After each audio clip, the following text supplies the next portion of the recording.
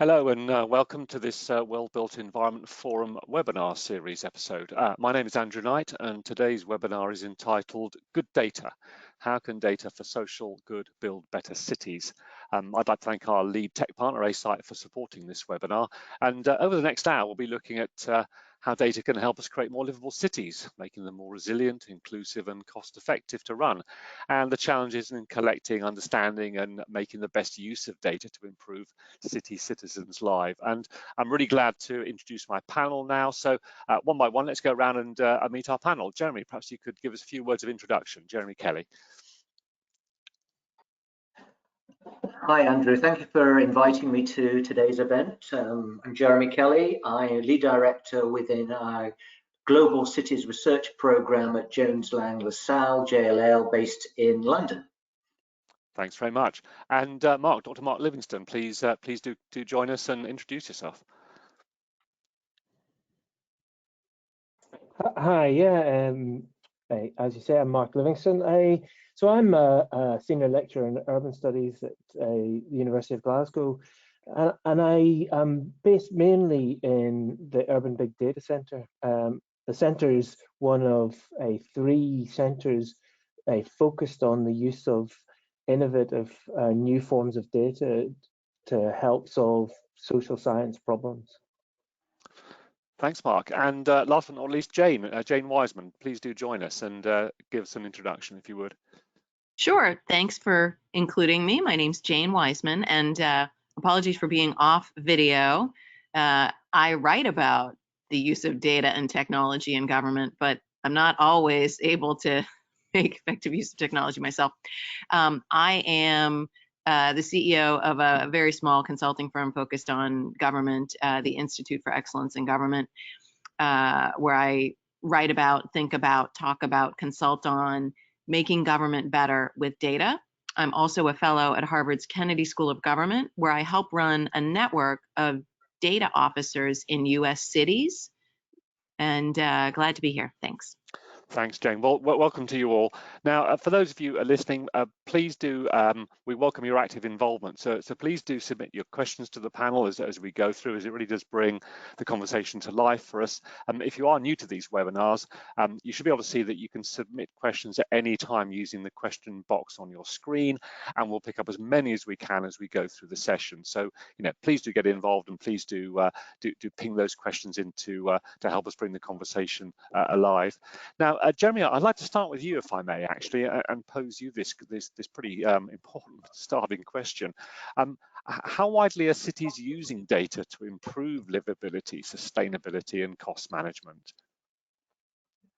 Well, it's a great opener, I guess. I mean, cities, or more specifically, city stakeholders have always used data and information on people, on activity to help make decisions, decisions about boosting economic growth and productivity, or enhancing health and welfare, or more recently, creating a more carbon neutral, climate resilient environment. And perhaps I'm being a bit pedantic, but I guess it's not the data necessarily, but it's the access to the new technologies and the innovations and the digital solutions that employ data as the raw material that is making the difference and enabling cities to make smarter and more responsive, quicker and more informed decisions. So, back to the exam question, I think, a lot of city stakeholders are getting really excited about the possibilities of the use of data. And, in the work that we're doing in our Global Cities Research Centre, we're tracking smart solutions in the broadest term, and the number of governments across the globe that are declaring their intention to make their city smart is quite staggering. But with a sort of a real estate lens on, I mean, when we think about data and smartness, our minds naturally gravitate, I guess, to the public sphere and what governments hold. Yet, I think we're particularly interested at JLL in the role that the real estate sector and the real estate data and the emergent PropTech sector can make in creating more productive and livable and flexible and sustainable cities. Because we've been tracking the PropTech sector, and I think there's now over 8,000 companies across the globe that are now delivering data-driven solutions in the real estate sphere. And we're also collaborating with MIT Real Estate Innovation Lab, where we've identified 200 different technologies that permeate all aspects of the urban environment. And certainly, I think the pivot that we're seeing in the technology front is how we're making the buildings and building processes more sustainable, more carbon neutral, and how we can deliver space that enhances people's wellness and health. So I think my angle obviously is really about leveraging that vast amount of real estate data that's now being collected, and how do we harvest that for better good. I mean, it's always difficult to avoid the subject in so many of the discussions I have at the moment, but do you think, what are the specific effects of the pandemic been in terms of the focus on wellness and livability? Has that really been a kind of a paradigm shift in terms of the way people are looking at some of these issues now? Yes, I mean the mass adoption of technology as a result of the pandemic with the work from home hybrid work has certainly focused the mind, and I think that our clients have shifted their focus on using technology just to improve productivity to how they can actually make it a more attractive environment for the people that occupy the buildings. And that's not just health, but it's about amenity and access to information. So yes, there is an absolute pivot. The sustainability angle is in tandem, really. It's about the pivot towards responding to the climate emergency, which might be the next big, which will be the next big disruptor. Thanks, Jeremy. Jane, could I perhaps bring you in and get your perspective on this question?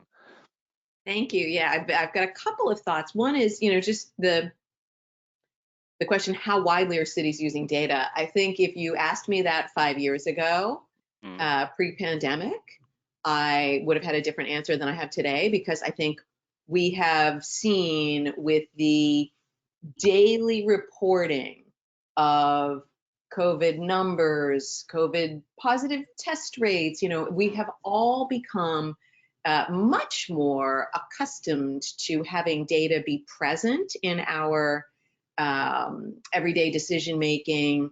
What are case rates looking like? Should I wear my mask? So I think that's all to the good that we are more immersed in data today than we were pre-pandemic. I think the other thing that has come out as at least for us in the States, a very, very difficult reality is that we have what we call a digital divide, which is that access to digital services for people like me who live in a city, easy peasy. I have multiple providers who can bring me 5G.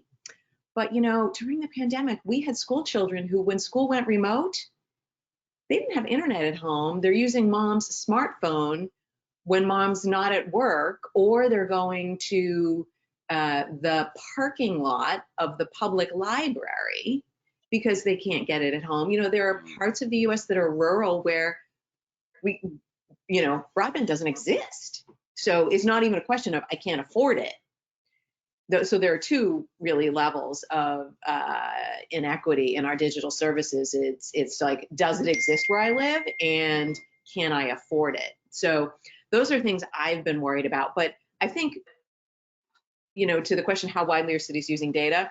In the US, we have about 17 or 18,000 cities and towns, and I help run a network of data officers in 20 US cities. Now, there are a few more that have been appointed But essentially, you're talking about there are leaders and then there's everybody else. So I think that this movement is, we're at the, I wouldn't say we're at the starting line of a marathon, but we're certainly not at the finish line. We've got miles to go before we have a full embrace in city government, state government, federal government of using data to make decisions that improve the well-being and the equity of people's experiences. Thanks, Jane. But Mark, what's your take on this initial question? So I guess I would again, as Jeremy had said, city authorities, I guess, have been using data for years, but I do think that the picture is, in terms of growth and how they use data, I think it depends on the city. I think it depends on the structure of the governance of the city. I think there's lots of factors here at play, some to do with leadership and embracing of data, but other things, other factors that around how cities are organized play a big part here. So I think the picture is really mixed. I mean, I have to confess, I'm not. I have a rather UK focus, so I wouldn't like to say what this is like in other cities globally, but certainly in the UK, I think the picture is pretty mixed, and some are making, quite big strides and leaps, or certainly attempting to, and while others are much slower in this marathon. To use the analogy, yeah. Thank you. Jane, if I could come to you for perhaps the second question here, which is, and interesting to hear you talking about your role with those data officers. What are the foundations of a good data strategy for cities? Oh, I love this question, because there's nothing more important than strategy, right? If we don't know where we're going, we're going to end up somewhere else. And to me, it's rather unfortunate that there isn't a requirement in state and local government to have a data strategy. It's not super common. The state of California, where the chief data officer there, Joy Bonaguro, took office maybe a year and a half ago, first thing she did was develop a strategy. And at the federal level, we had a chief data officer at the Customs and Immigration Service who first thing he did was create a strategy. So the fact that I can tell you, of the dozens and dozens of chief data officers and of the 17,000 and 18,000 jurisdictions, that I can tell you about the handful of data strategies.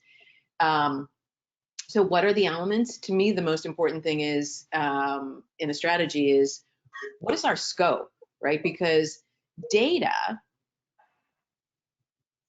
could be defined, data analytics, data policy, open data, take any term and ask 5 people to define it and you'll get 5 definitions, or maybe 6 or 7. So I think the first thing is to put guardrails around what is the data office going to do. Are we about digital services? Are we about access to digital? Are we about predictive analytics and machine learning? Are we about performance data? Are we about algorithmic ethics? There's so many different things that could fall under a data officer's role. And in government, we always have too much to do. So the thing that's most important to me in a strategy is define your scope. And then, of course, strategy is then, well, how am I going to carry out that scope? What are the resources I need? And then if we want to be able to hold people accountable, we got to say, well, okay, so 5 years from now, I'm going to have achieved this. Within 3 years, I'll do this. And within a year, I will do this. So that, and then maybe in a year, can I report back and show what progress I made on my 1-year benchmarks? So I guess for me, strategy is all about defining direction and being clear, because, you know, I remember chief data officers will always tell me they go meet with someone and the person says, "Can you help me fix my printer?"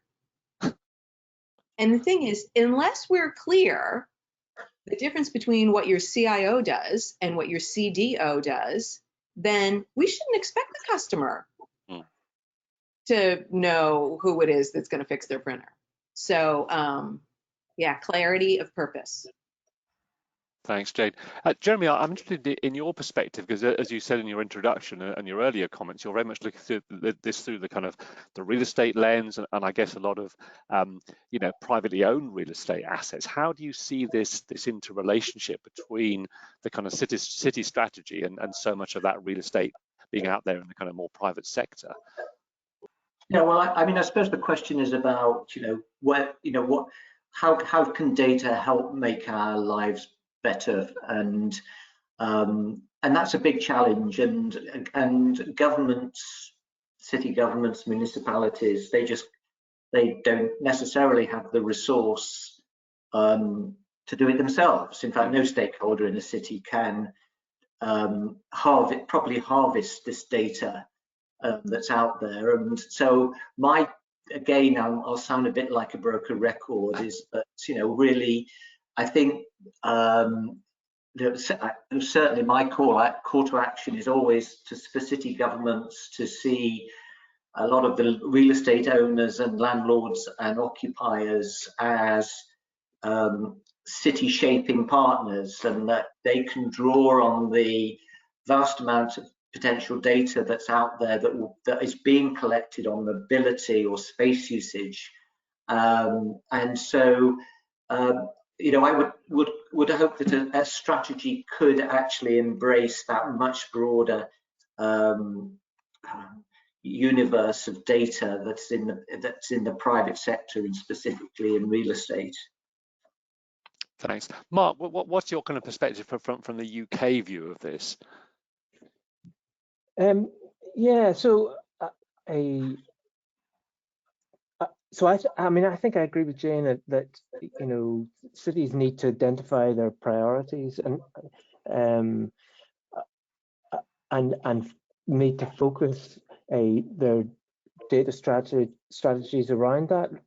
But I think one of the main thing here is that for cities, they need to have coherent data strategies across all of the different departments in a city. There needs to be an overview of data from all, because at the moment I think most local authorities tend to work in silos, so they're not particularly talking to each other. The other point I would make is that I think because local authorities are generally driven by a short-term vision that's based on the electoral cycle. I think cities need to move, in terms of a data strategy, they need to move away from that and think much more long-term, medium to long-term. And I think sometimes that's something that cities don't do. There's a lot of reacting to, certainly UK cities, there's a lot of reacting to what's currently in vogue, or what's currently on their plate, without thinking about where they need to be in 5, 10, 15 years. Indeed. Perhaps I can stay. Sorry, but I have Jane, to jump in and say I couldn't agree more. Thank you, Mark. That was so awesome. Yeah, although it does remind me of what the politician who said, we all know what to do, we just don't know how to do it and get re-elected the next time. So it's that challenge. Perhaps if I come back to you, Mark, for the next question, which is, and I know Jane mentioned that effect of the pandemic, where we're also used now to looking at dashboards for case rates and making decisions on that. We're clearly living in an information age, but how can cities best collect, analyze, and apply data for social good? How do they actually get down and start actually working with data? So I think I would make 3 key points here, and I think it's I think the first one is to say that when governments and local governments, when they're considering their data needs and when they're planning changes, that they need to think about data at that stage. So every time they think of introducing something or changing something, they need to think about the data that they should be collecting.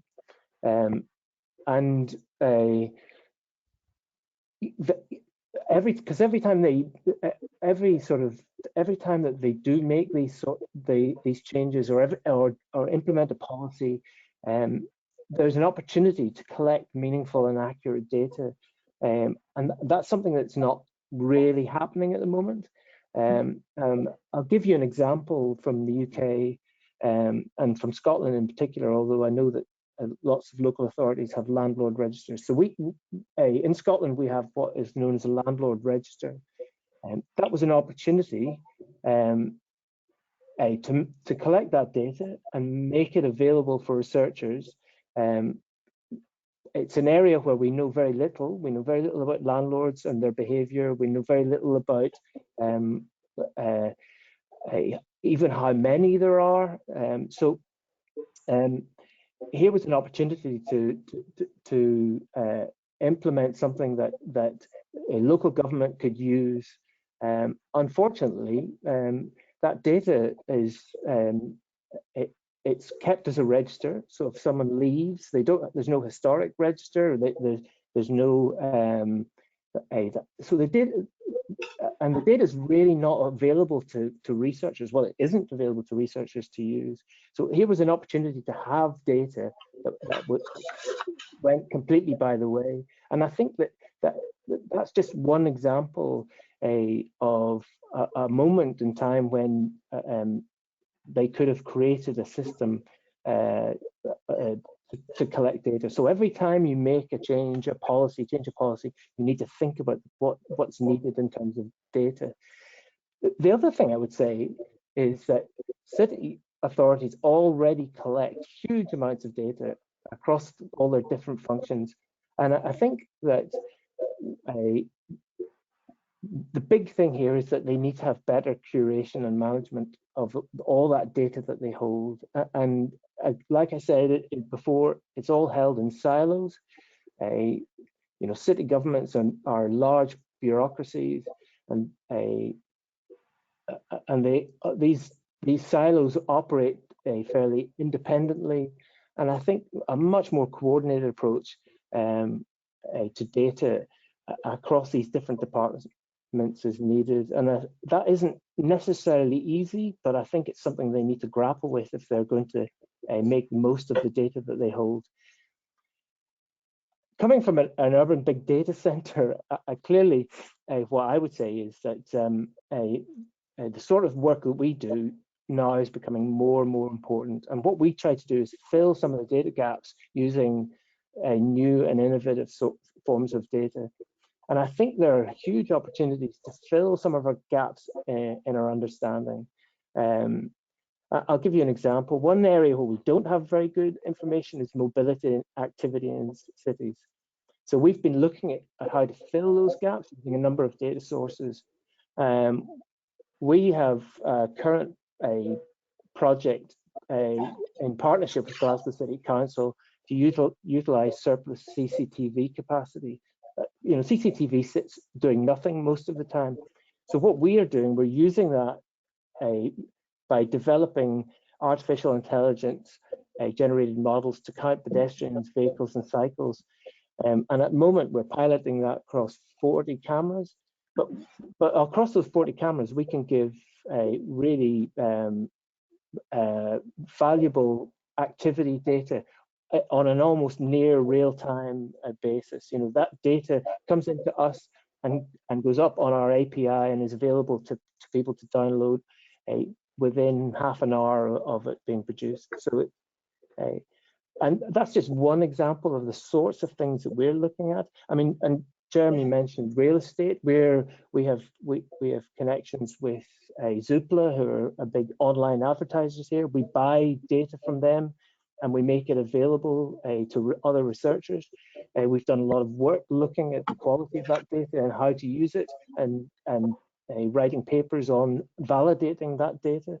So I think those are only just two examples of some of the things we're doing, but I think these new forms of data provide a way of filling some of the gaps that aren't available through the data that's already held. Thanks, Mark. I mean, moving to you, Jeremy, what are your reflections on this challenge of collecting and analysing and applying data? Well, I'm a researcher and I like sort of robust methodologies and approaches, and so that curation, I think, that Mark mentioned is really important, because there's particularly with all this, data scraping, etc. There's a lot of rubbish out there, and sometimes we keep thinking we found the holy grail in a data source, and we purchase it, and it's like rubbish. So, but I certainly think so AI is certainly helping to fill those gaps, and so transparency of approach, transparency of usage is really important. We run a JLL transparency index, and so it's that transparency of approach and governance and usage are key factors. Thanks. Jane, interested to hear your perspective, and also maybe if you have any reflections on how well cities are sharing data to help them benchmark, and also something that I always am very interested to talk about is some of the kind of governance and ethical issues around the data that's being used in this way. So Jane, do let us have your thoughts. Gosh, there's a lot of things to unpack there. So let me start with, what I could go on for the whole rest of the hour, but I'll try to limit myself. This is the problem with getting me talking about government use of data. So I want to start with, when Mark mentioned silos, that is really, government is just swimming in data, but struggling to analyze it, organize it, curate it, make it meaningful, make it aligned with the purpose of government, which is to, make our lives better. City of Boston chief data officer took about 2 years to create a citywide data warehouse, and the timing could not have been more perfect for the bringing together of multiple sources of data across the city for both an internal decision-making dashboard and an external public-facing dashboard about COVID. So, within it only took our chief data officer a couple of days to pull together the dashboard, because in the multi-year process of creating the citywide data warehouse, the silos, I won't say the silos came down, because organizationally speaking, we still have silos where, one department operates separately from another department. Their data, however, is now connected. So I think, and that's true in City of Boston, the state of Virginia, same thing. They had actually done it in response to the opioid crisis and connecting public, private, nonprofit, and multiple levels of government, not just state, but state, local, federal government on opioid overdoses, opioid deaths, opioid hospitalizations. And so in both the cases, City of Boston and state of Virginia, when the pandemic came, it was easy to get the right data sources aligned for executive decision making. So those are some examples of how we can get to the other side of this silo challenge. One of the other things, you mentioned ethics. That is something that everyone is now really much more aware of than we used to be. And, there is no gold standards that's been adopted by all, but we are starting to have a much greater sense of, Jeremy talked about transparency.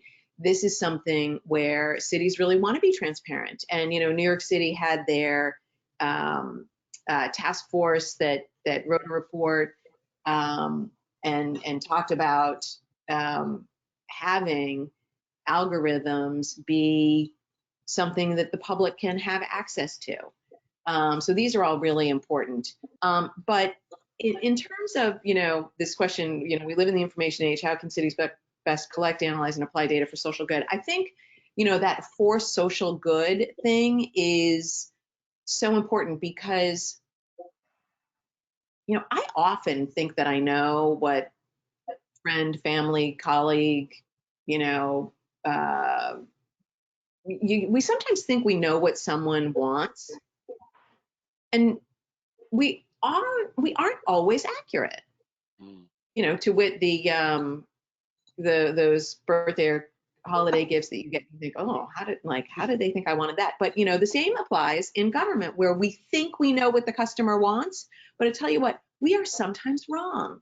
And so civic engagement is so important on this. And the digital tools make it so much easier, right? It used to be that to go to a public meeting meant, showing up at 7 o'clock in the auditorium of the library or the whatever, community center.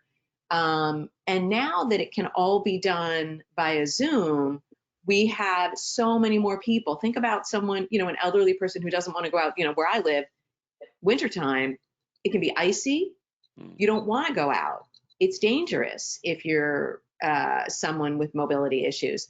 So the digital tools have just exponentially grown our ability to get input from the public. And whether it's a digital town hall or one of these survey tools or a conversation platform, we have so many ways of engaging digitally.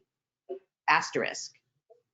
We can't just do digital engagement, because I'll tell you what, my mother is in her 80s and she is not going to go to a virtual town hall. Now, she wasn't going to go to an in-person town hall either, but, and I have a sister with a developmental disability, cannot use a computer.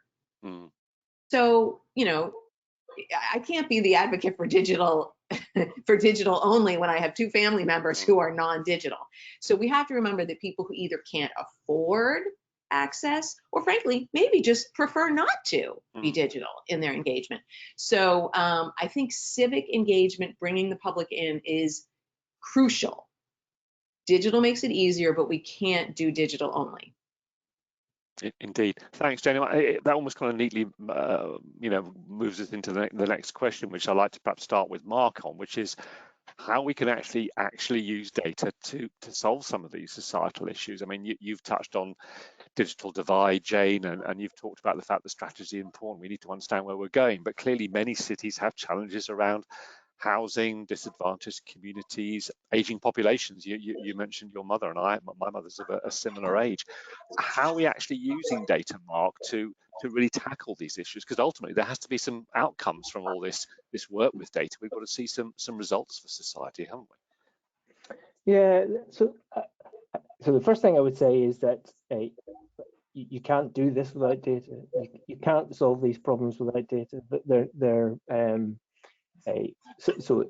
fundamental to this is using data. I mean, it's maybe that goes without saying, but some of the I think some of the most pressing areas like carbon reduction, housing, and mobility, the data we have is incomplete, and even understanding the scale of what is needed isn't understood. Though this is changing. An example is an example I would use of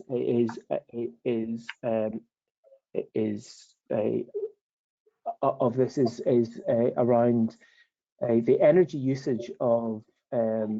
So we're very good at, for instance, we've made planning laws that allow that change how we build, make our new buildings more energy efficient, and I think that but most people don't live in new buildings, certainly not in the UK. A very high percentage of people live in older buildings, and that's where we don't know an awful lot. And it's these areas that we need to get better at collecting data. We need to, we're not even good at identifying where those places are. So we need data that helps us find the poorly performing buildings. We need more engineers and more real estate people working on how we upgrade existing buildings. I mean, and that this sort of example can be, I think, is true of lots is true of lots of areas where cities, especially in things like climate change. And so I think we need to get to grips with what we don't know, and we start to build strategies for collecting data. And I think it's only by filling some of these gaps that we that we'll actually be able to solve some of these really the difficult problems of our age, really. Thanks, Mark. I mean, Jeremy, if I could come to you, I mean, clearly real estate has always, and I think increasingly plays an incredibly important role in the kind of placemaking infrastructure side here. I mean, how do you see, from your perspective, this question, given the role that real estate can play in providing so much of this kind of infrastructure to address some of these issues?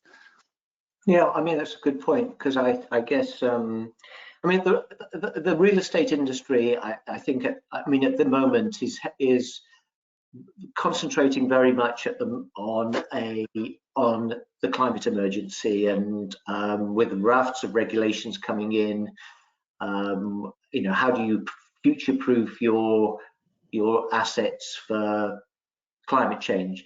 But you know, I do certainly think that there is also a pivot towards real estate companies having a responsibility to have positive social outcomes, and so using data and technology to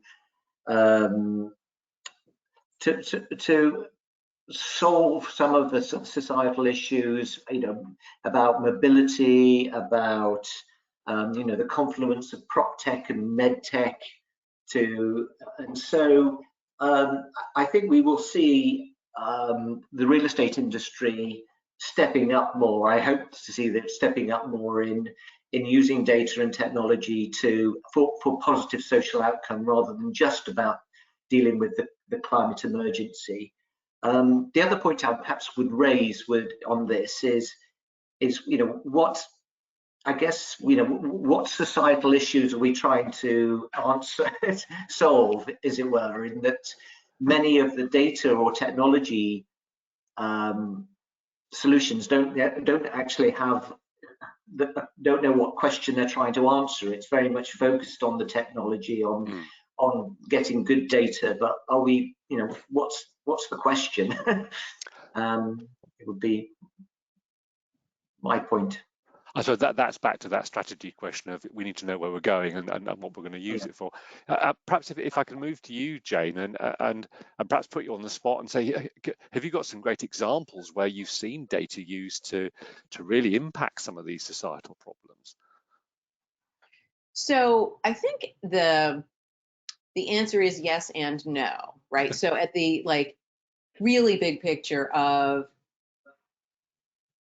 cosmic well-being, the only city that's done it is Santa Monica, which realigned all of its performance management, all of its service delivery, all of its goal setting, or aligned it all on the well-being of its people. They blended three kinds of data: administrative data that they already had in city hands, a survey of civic well-being, and then also social media sentiment.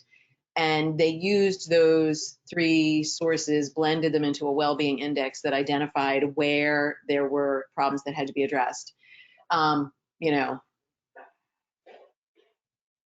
pre-pandemic, or you know, right at the start of the pandemic, budget crunches have really reduce the power of that model. But it is the only model that I know of that is at that truly macro level using data to drive the outcome of civic well-being. So, but there are at the operational level, many, many, many examples in cities of, you know, taking data, using it to identify, you know, where are the neighborhoods that most need lead paint remediation to keep children safe? Where are the street corners that are most in need of traffic calming to reduce the number of pedestrian fatalities? So there are lots and lots of great examples as a one-off, but not in the entire design, which, you know, like I said, Santa Monica was the only place I knew, and that has suffered from, you know, everyone got derailed by the pandemic, and so did that project. Indeed. Thanks, Jane. Perhaps I can stay with you for the next question. To what extent is data democratization important for better city planning and citizen engagement? Great question. And this sort of relates a little bit to what I said earlier about civic engagement and bringing people into the process. I think democratization of data is important in two ways. One is just conversation. You know, the city of Long Beach does something they call data walks, where they literally get people together and walk around and show them, you know, oh, there's the traffic camera that counts speeding vehicles, and, you know, there's the, and so that people can understand how the city is collecting data and what the city does with the data. And they use this as an opportunity to both educate and to gather information from the public about, hey, what, you know, are there concerns about how the data is used? And so I think that engagement is really important. But the other piece, I think, is, you know, the open data movement of, you know, a decade or so ago got a lot of attention, and people sort of put a bunch of things on their website and declared victory. Well, you know, it's actually not all that exciting to throw a bunch of data up there in PDF form, which, by the way, my version of those initials is pretty darn frustrating. When I can't, you know, if it's not machine readable, what am I going to do with it? Right? I can't. So, I mean, I can make paper airplanes out of it, but that's not super helpful. So, so the thing about the open data movement that, you know, we've kind of lost a little bit of the energy behind it, but partly it's because, you know, it was mostly academics who used it. It wasn't really the public. But, you know, not to only brag about my own city, but the city of Boston did something I thought was quite brave, which was they created a panel of people from the community, members of the public, academics, and had a discussion when they migrated from one type of data portal to another. And they said, well, what if this data is valuable and should be kept? And, you know, there was a time when city data folks were all competing against each other in the US to be the one who had the most data sets published. Well, really, is the most data sets published a benchmark we should be thinking about? When in Boston, they actually unpublished some stuff, like, you know, like a list of the number of library cards issued 10 years ago. That's not like, I mean, that might be something to archive and keep for a researcher, but if you think about democratization of data in the sense of what are the things that could be actionable and connectable to other sources, back to Mark's point about the silos, I think it is very important that we continue to advance the agenda here and think about data hubs, think about connecting points for data. You know, I think probably 10 years from now, we'll look back on this time and think, oh, you know, what they didn't know then. You know, I'm eager for that next round of invention that makes data more usable by the public. Thanks, Jane. I mean, Mark, from what you're seeing, are you seeing cities making data available to their citizens, not just for information purposes, but so they can, dare I say, push back in terms of either concerns or suggestions, or even ultimately challenging policy. You're seeing that two-way street with data. So again, the picture's fairly mixed. I mean, I think I so identify with Jane's description of that open data movement where people stick up a local authority sticks up a platform where they make data available, but with no real help with or opening of it, encouraging people to use it, or with no real purpose, no sort of thought as to how it might be used. It's just put up because that makes it open. So I think the picture's mixed, and I think some local authorities are better than others, and I think the best platforms are ones which make data available, but also guide people and make it clear the sorts of things that the data might be used for, and also I think that there needs to be some sort of engagement with people, with the public as well. I mean, we've done things like we do a lot of things like run hackathons, trying to get people to engage with using our data. I mean, all the data we collect because we know it has a purpose. We don't collect data because it's data and we think, well, someone might want this. We collect it because we know that it answers certain questions. And so things like hackathons help engage the public, engage people who are interested in answering specific questions using the sorts of data that we hold. And it hopefully it encourages people then to come to our center and come to a website and request some of these data. But I do, the picture is really mixed, and I think on the whole it's improving, but again, it's part of this marathon. It's improving very slowly. Well, what are your thoughts, Jeremy, from both a perspective of the city, but also once again those perhaps more private real estate operators, where obviously they've got data that ideally needs to be to some extent in the public domain as well? Yeah. Well, I think there certainly needs to be much greater collaboration between the governments and the real estate community and the prop tech industry to help harvest that information. Jane mentioned open data. I don't know what their secret source was, but certainly Helsinki is a good example, I think, of a city that has opened its store and had some success in the private sector, being able to leverage that information, not necessarily just for profit, but just to actually help that city become more productive and energy efficient, etc. Back to my point about strategy, that's a place that has a data strategy and has wonderful public-private collaboration, and they made data a priority and digital. Thanks, Jane. Well, as you say, they knew where they were going, so they were more likely to arrive. Perhaps I can stay with you, Jeremy, for the next question, and I guess I'd kind of almost position this around perhaps the way that we're seeing cities being challenged now post the pandemic in terms of attracting people back to them. How can we use data to help cities thrive with perhaps some of these, hopefully post-pandemic, if I can use that phrase, challenges of attracting people back in to cities when they've become comfortable in their work from home settings, or perhaps even moved out to an extent in terms of relocated? What are your thoughts, Jeremy?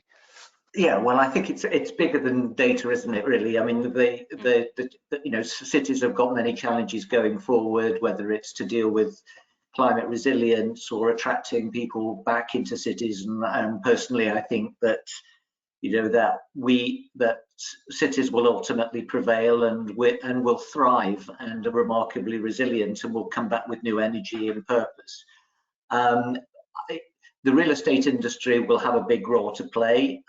Real estate data, we're collecting lots of data, and that will only increase as our buildings become smarter and interconnected.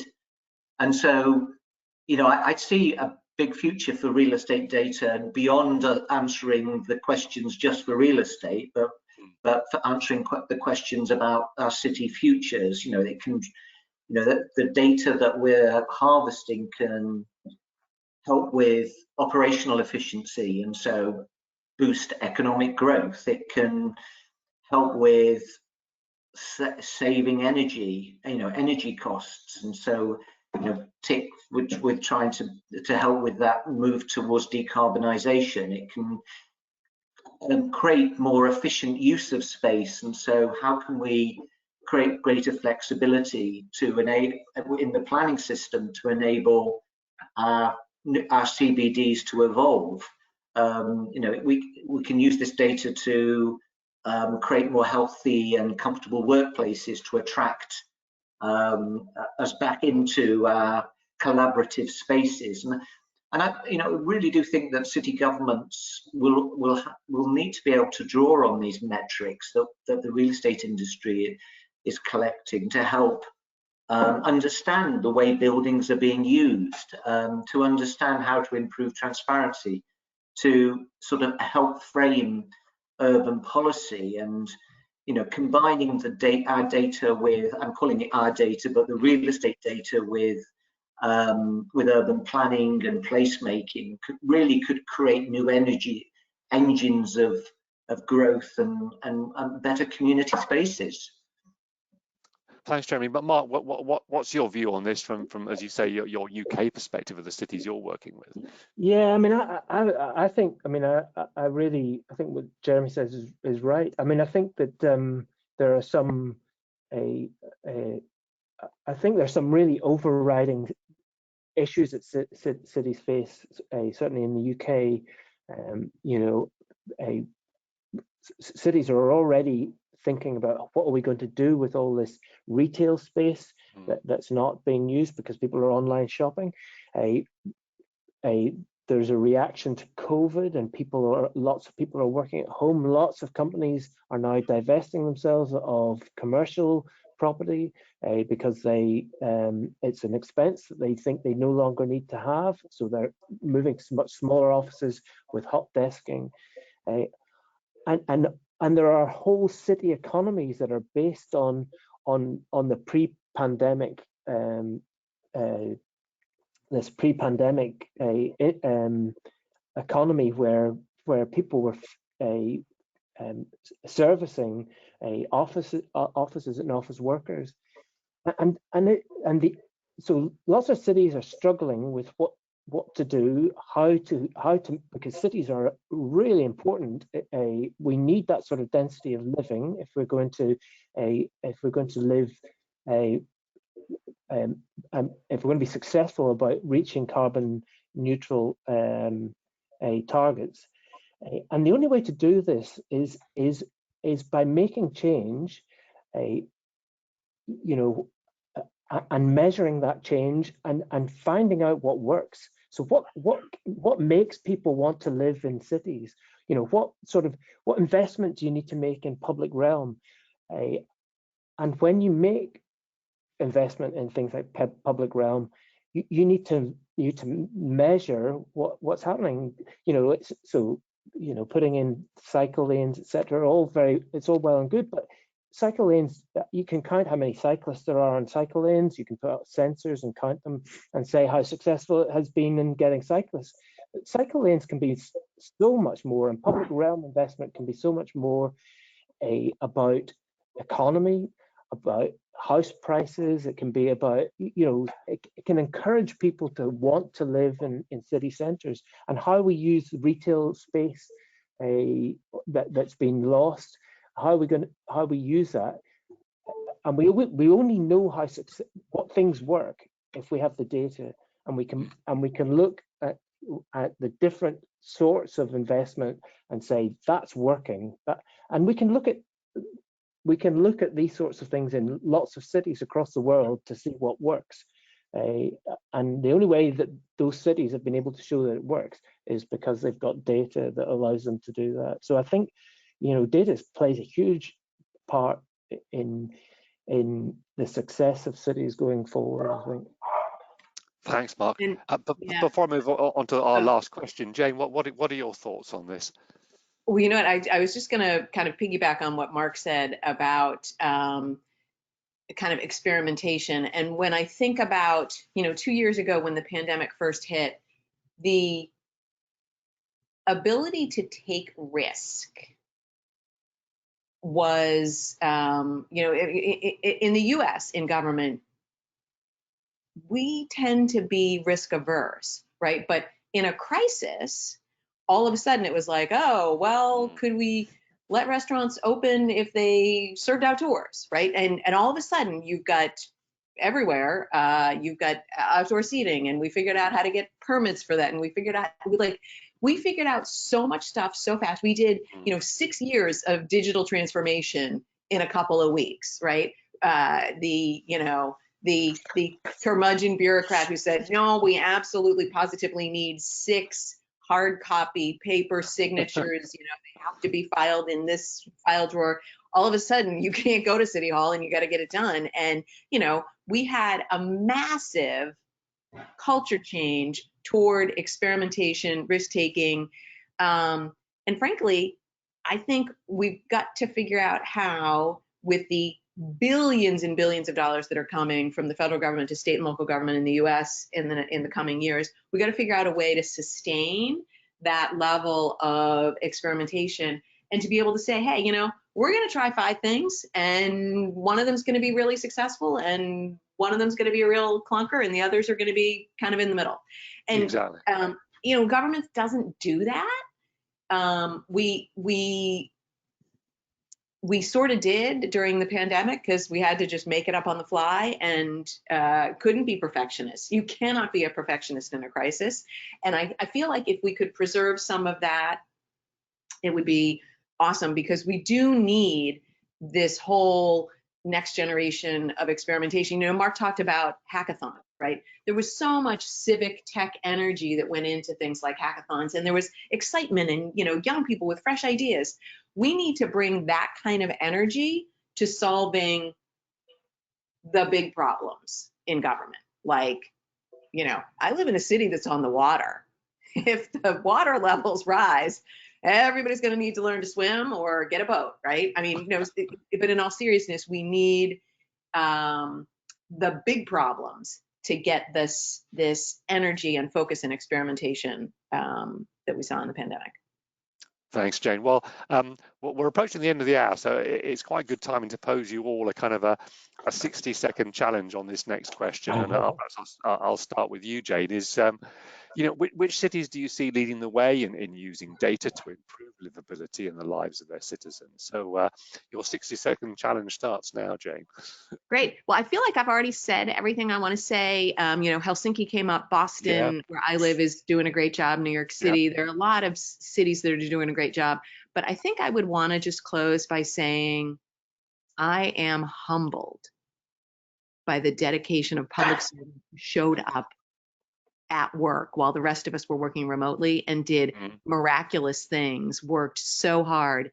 And I feel like I want to say thank you to all of them. And just, if we can keep some of the innovation spirit that was inspired by the pandemic as we go forward, that would be awesome. Thanks, Jane. What would your be thoughts on that, Jeremy? I think we may have lost Jeremy. I'll move to you, Mark. What are your thoughts? Oh, Jeremy, you're back. Sorry. Sorry about that. Sorry. I always find it really difficult to answer this question, quite honestly, because, I mean, as Jane made a point earlier, not many cities have cracked the nut, you know, in creating some scalable sort of solutions. I would just mention New York City, only because we're working with them at the moment on this pilot to work out how prop tech can improve the life of their citizens And we're really excited about that, you know, they're reaching out, they're collaborating with the private sector to try and find solutions. So I would just plug that one. That's great, Jeremy. And you, Mark, what were your nominations? So I think lots of cities are doing very specific things very well, and I think you could point to lots of cities like Manchester and London who you know are doing very specific things well. I think there are very few cities that are, and maybe the ones that Jane has already mentioned, but cities like Freiburg back in the 70s, essentially through leadership and through data changed the city completely and transformed it in terms of transport. And I think it's I can't say I can point to many cities, but certainly Freiburg as a city, a German city, you know, really changed things very rapidly in a mixture of doing things innovatively, but also through data and measuring how things worked. Brilliant. Well, we're at the top of the hour. I mean, it leaves me the pleasurable task of thanking you all, Mark, Jeremy, and Jane, for your contributions, and once again, ASITE, our lead tech partner. A reminder that we'll be publishing a recording and a written summary of this webinar online, and please do feel free to share those with your professional networks. Please do take a few moments to let us know what you thought of today's session by completing the online poll, which will appear on your screens at the end of the webinar. You can book onto future webinars, as well as review all the previous recordings at rics.org/WebF webinars, and there'll be more upcoming webinars listed on that web link soon. You can follow us on Twitter, Instagram, and LinkedIn, where you can receive news of upcoming webinars and catch up on any that you've missed. And finally, you can also download the WebF app from the App Store or Google Play, where you can access the latest innovation, global thought leadership content right across the built environment. So until next time, goodbye, and thanks once again, Mark, Jeremy, and Jane. Thank you. Thank you. Bye.